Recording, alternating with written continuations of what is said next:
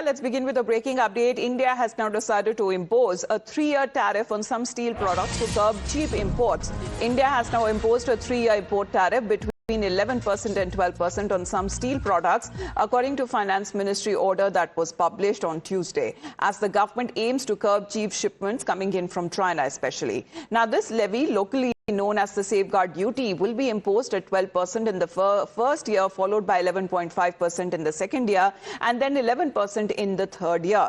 Let's connect with Rishabh on this, on these developments that are now taking place. Rishabh, good morning. India is the world's second largest crude steel producer, and it has been grappling with a surge of low-price steel imports from China especially, and has now decided to impose tariffs.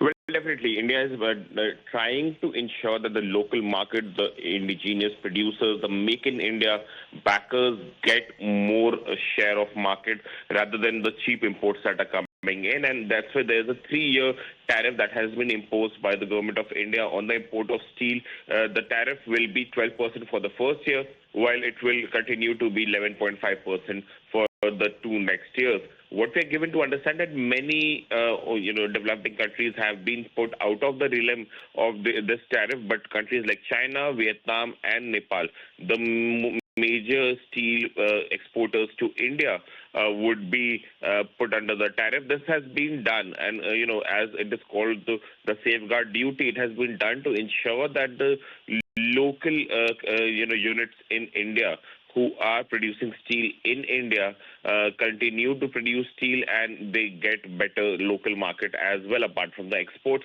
Understand, we are working in a time where we are under heavy tariff from US.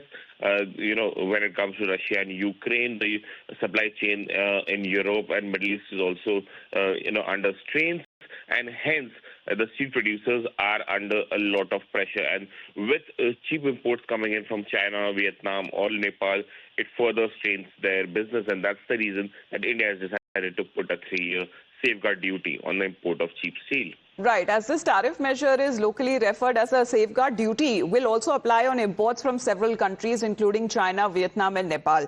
But Rishabh, imports, as you mentioned, from certain developing countries have been exempted from this levy, but the order has now specifically clarified that steel products, such as stainless steel, will not fall under this ambit.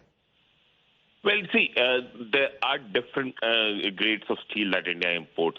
When it comes to stainless steel is almost the end product that comes in, for majorly meant for utensils, or for that matter, machinery or machine items.